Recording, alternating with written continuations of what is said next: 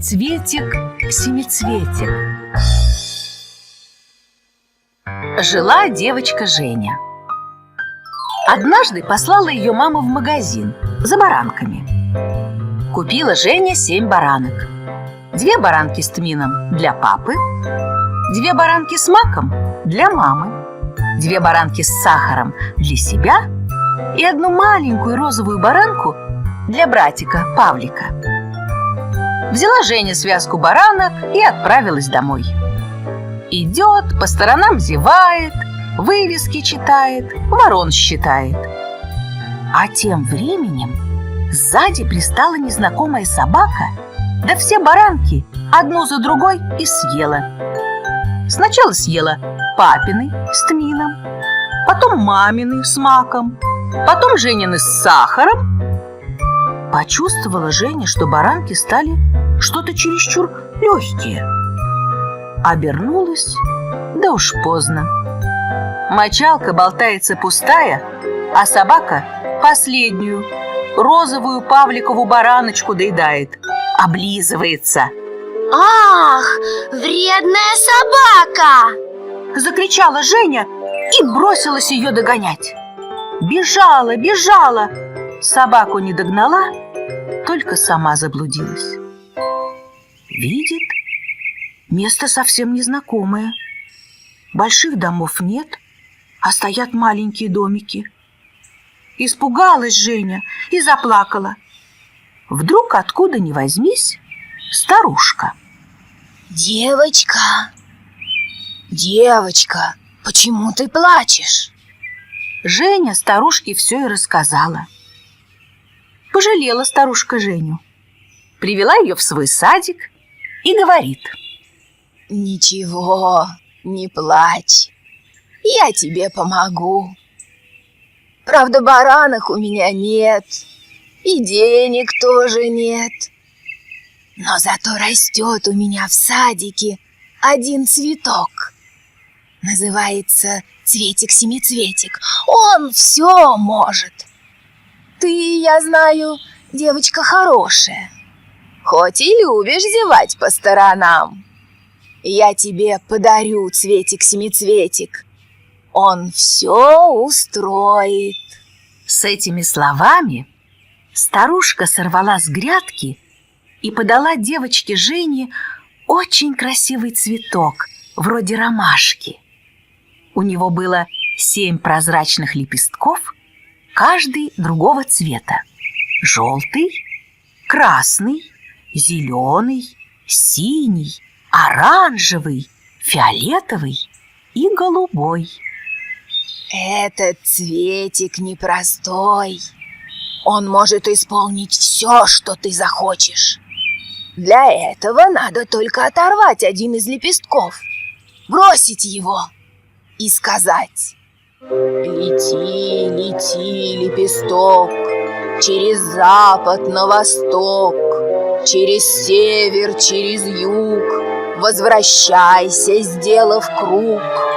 Лишь коснешься ты земли, быть по-моему вели. Вели, чтобы сделалось то-то или то-то, и это тотчас сделается». Женя вежливо поблагодарила старушку, вышла за калитку и тут только вспомнила, что не знает дороги домой. Она захотела вернуться в садик и попросить старушку, чтобы та проводила ее до ближнего милиционера.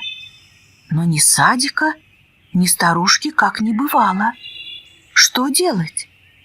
Женя уже собиралась по своему обыкновению заплакать, даже нос наморщила, как гармошку. Да вдруг вспомнила про заветный цветок. «А ну-ка, посмотрим, что это за цветик-семицветик». Женя поскорее оторвала желтый лепесток, кинула его и сказала: «Лети, лети, лепесток, через запад на восток, через север, через юг, возвращайся, сделав круг. Лишь коснешься ты земли, быть по-моему вели. Вели, чтобы я была дома с баранками.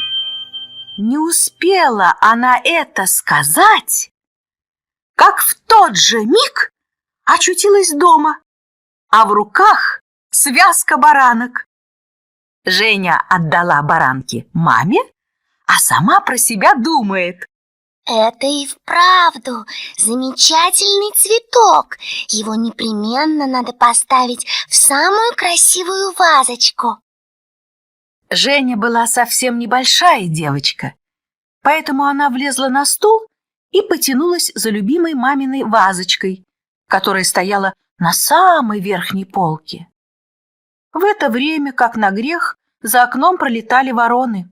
Жене, понятно, тотчас захотелось узнать совершенно точно, сколько ворон – 7 или 8.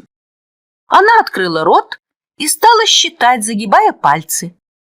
А вазочка полетела вниз и... бац! Раскололась на мелкие кусочки. Ты опять что-то разбила. Не мою ли самую любимую вазочку? Тяпа-растяпа. Закричала мама из кухни. Нет, мамочка, я ничего не разбила. Это тебе послышалось. И Женя поскорее оторвала красный лепесток, бросила его и прошептала: Лети, лети, лепесток, через запад на восток, через север, через юг, возвращайся, сделав круг. Лишь коснешься ты земли, быть по-моему вели. Вели, чтобы мамина любимая вазочка сделалась целая. Не успела она это сказать, как черепки сами собою поползли друг к другу и стали срастаться.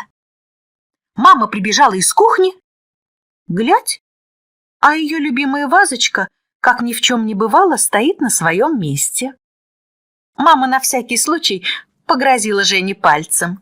Ну, смотри у меня. Ну да ладно, иди погуляй во дворе. Пришла Женя во двор, а там мальчики играют в папанинцев. Сидят на старых досках, и в песок воткнута палка. Мальчики, примите меня поиграть. Ха! Чего захотела? Не видишь? Это Северный полюс. Мы девчонок на Северный полюс не берем. Какой же это Северный полюс, когда это одни доски? Не доски, а льдины. Уходи, не мешай. У нас как раз сильное сжатие. Значит, не принимаете? Нет, Не принимаем. Не принимаем, уходи. И не нужно. Я и без вас на Северном полюсе сейчас буду. Только не на таком, как ваш, а на всам делешном. А вам кошкин хвост. Женя отошла в сторонку под ворота, достала заветный цветик-семицветик, оторвала синий лепесток, кинула и сказала: Лети, лети, лепесток, через запад на восток, через север, через юг, возвращайся, сделав круг. Лишь коснешься ты земли, быть по-моему вели. Вели, чтоб я сейчас же была на Северном полюсе. Не успела она это сказать, как вдруг, откуда ни возьмись, налетел вихрь. Солнце пропало, сделалась страшная ночь. Земля закружилась под ногами, как волчок.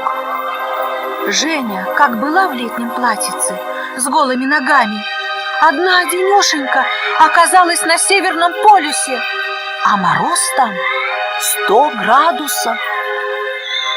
Ай, мамочка, замерзаю! Закричала Женя и стала плакать. Но слезы тут же превратились в сосульки и повисли на носу, как на водосточной трубе. А тем временем из-за льдины вышли 7 белых медведей и примехонько к девочке, один другого страшней. Первый нервный, второй злой, третий в берете, четвертый потертый, пятый помятый, шестой рябой, седьмой самый большой. Не помня себя от страха, Женя схватила обледеневшими пальчиками цветик-семицветик, вырвала зеленый лепесток, кинула его и закричала, что есть мочи. Лети, лети, лепесток, через запад на восток, через север, через юг, возвращайся, сделав круг, лишь коснешься ты земли, быть по-моему вели, вели, чтоб я сейчас же очутилась опять на нашем дворе. И в тот же миг она очутилась опять во дворе. А мальчики на нее смотрят и смеются. Ну и где же твой Северный полюс? Я там была. Мы не видели. Докажи.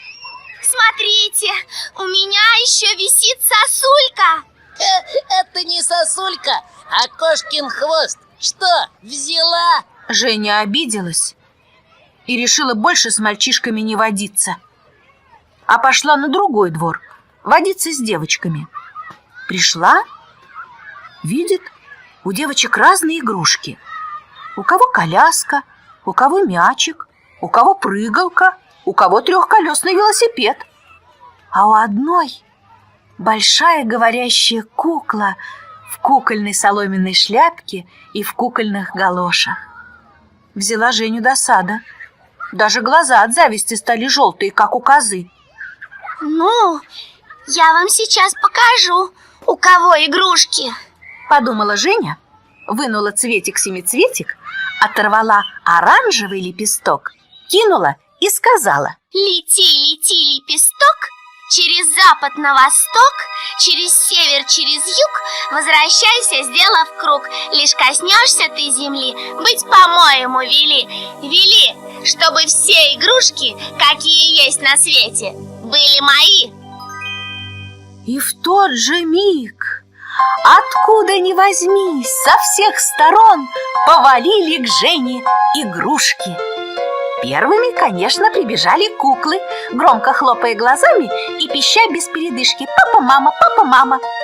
Женя сначала очень обрадовалась, но кукол оказалось так много, что они сразу заполнили весь двор, переулок, 2 улицы и половину площади. Невозможно было сделать шагу, чтобы не наступить на куклу. Вокруг ничего не было слышно, кроме куклиной болтовни. Вы представляете себе, какой шум могут поднять 5 миллионов говорящих кукол? А их было никак не меньше.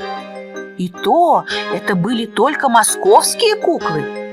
А куклы из Ленинграда, Харькова, Киева, Львова и других городов еще не успели добежать и галдели, как попугаи, по всем дорогам на свете.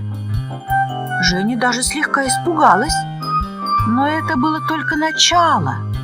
За куклами сами собой покатились мячики, шарики, самокаты, трехколесные велосипеды, тракторы, автомобили, танки, танкетки, пушки.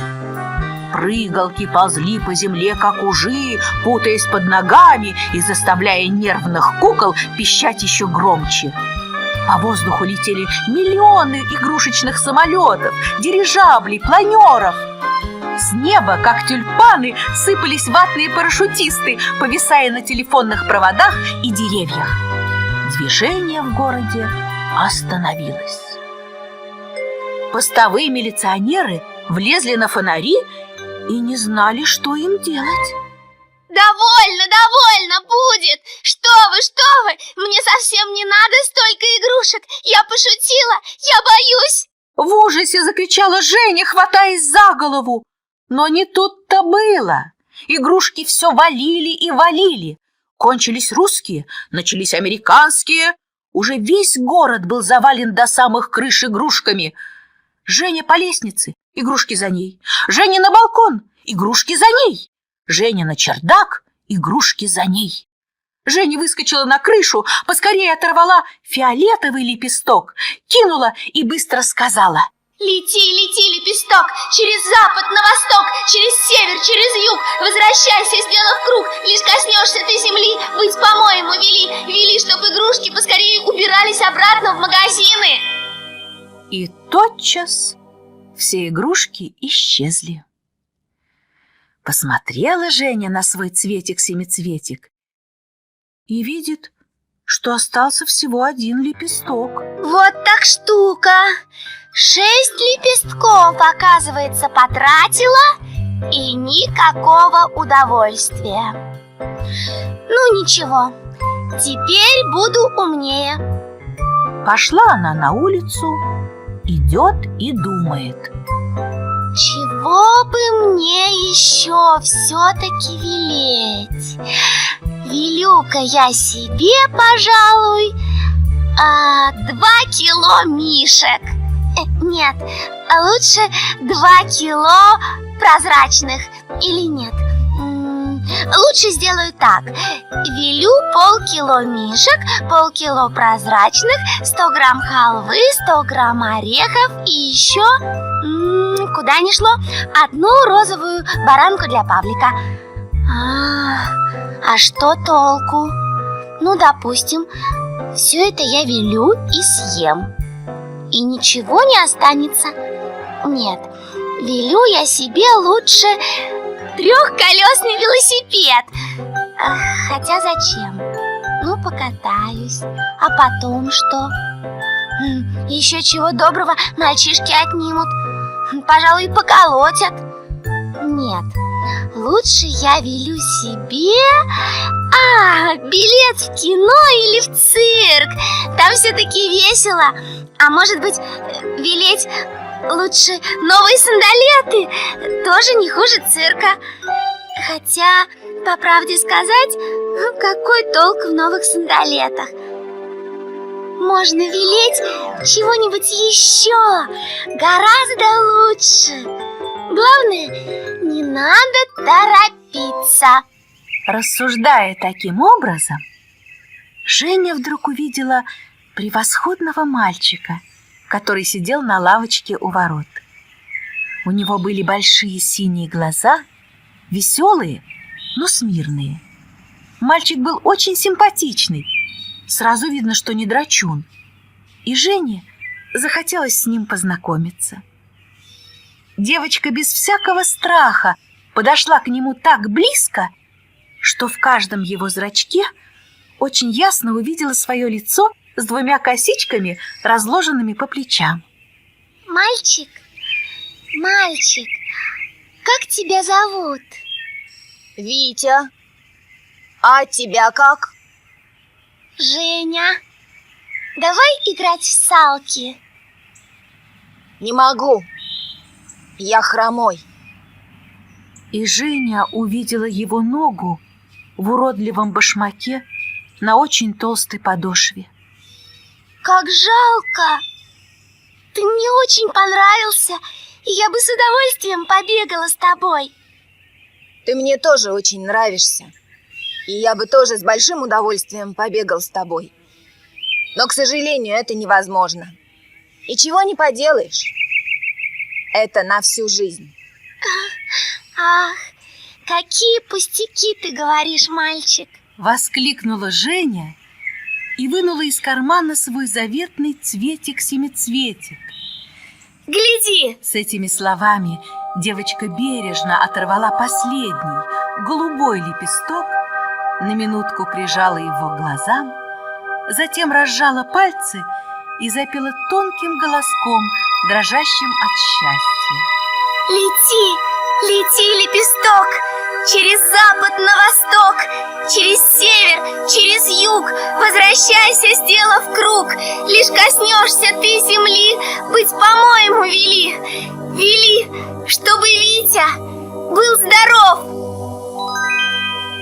И в ту же минуту мальчик вскочил со скамьи, стал играть с Женей в салки и бегал так хорошо, что девочка не могла его догнать, как ни старалась.